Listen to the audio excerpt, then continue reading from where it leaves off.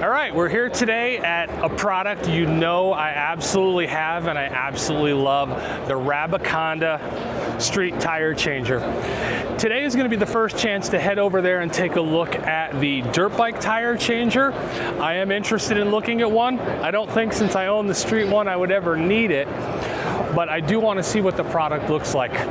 I hope you've taken a look on my channel, and if you haven't, do for my RABACONDA reviews. I don't review the product by standing here like I am today and telling you that I like it. I show you a non-mechanic, non-tire changing guy picking up and using the product from start to finish. And I have to tell you, all I had to do was go through the instruction book, and I've now changed 4 sets of my own tires and been able to blindly sort of walk, not 4, not 5, 8 friends through changing them with my RABACONDA themselves.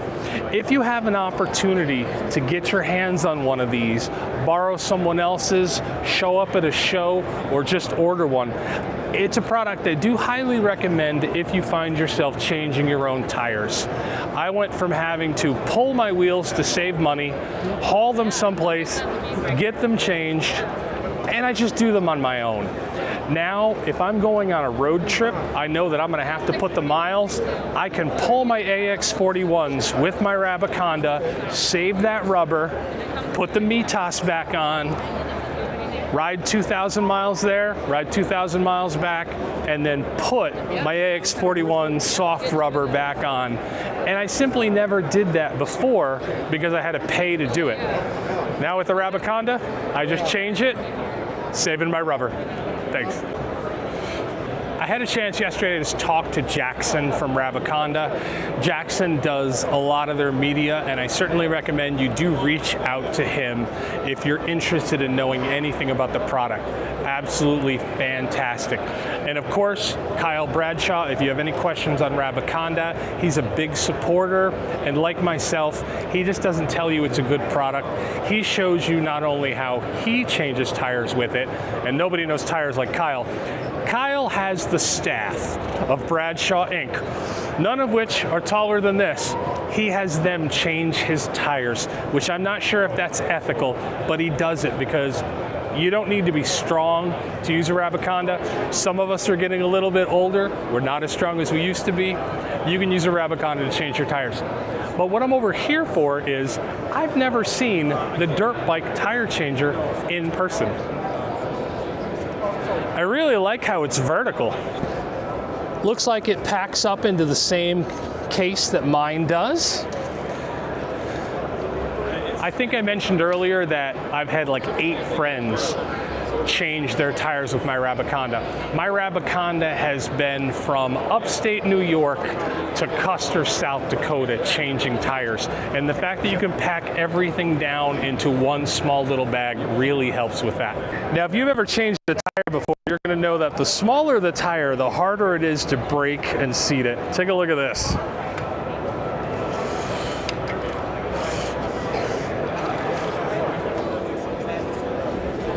Geez, I have to keep my parts together. This one actually stores them in the frame. Products are getting better over time.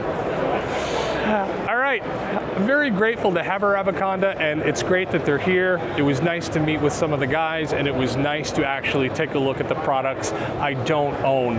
And quite honestly, my RABACONDA does everything I need for all of my bikes. So while I'm not going to own the dirt bike changer, it was nice to take a look at it. Now, if there is one motorcycle, one dual sport that dual sport fans for the past 2+ decades have wanted to ride, have enjoyed riding, and have turned into the de facto adventure bike, it would be the Suzuki DR650. And I hate to say, we don't have an updated DR650 today, but we do have one of the next best things, and that is Suzuki went and probably updated what is probably their best-selling dual sport for North America, the DRZ 400. It was always a little bit heavy, it was always a little bit low on power, but it was always great, an absolute great bike. And it's one of those bikes that I guess we call grandfathered in. Despite being older than time, nothing changes. Every year you get a new colorway, or maybe if you're lucky, a sticker changes, but that bike just keeps rolling. That is until this year with the new DRZ 400. What's it called? S? All right, the new DRZ 400.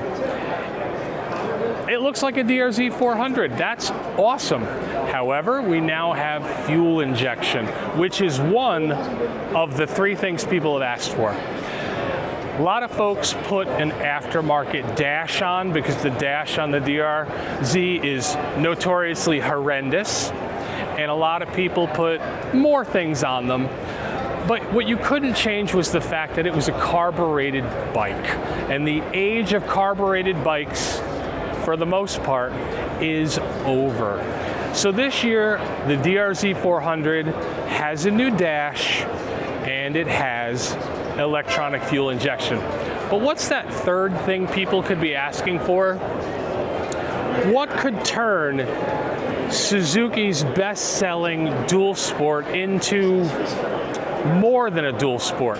Something that would give it the ability to ride not just around town and on the trails, but into the distance. That would be a 6th gear.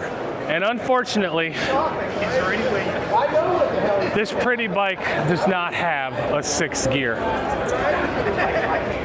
We asked for so little. 3 things. We just wanted 3 things. This is a great bike. It's no DR650, but the DRZ 400 is the bike, when I was in high school, half the dudes rode. When I ride on the dirt today, you still see every weekend at least 1 or 2 guys out there on their DRZ 400. It's been sold forever, it lasts forever, reliable, dependable, exciting, and fun. And we've been waiting for an update, and it's mostly here. If you can live with the gearing, you could turn this into an adventure bike. There is nothing on this bike that doesn't say modern except for that gear. Put a windscreen on it, people have been doing it for years. Put a bigger tank on it, people have been doing it for decades. This has always been a beautiful platform to build from, and I think it's going to be better. Just can't get over the fact that the transmission is missing that one thing we needed to make this a competitor to, say, the new 390 Enduro R. It's so close, missing that one thing.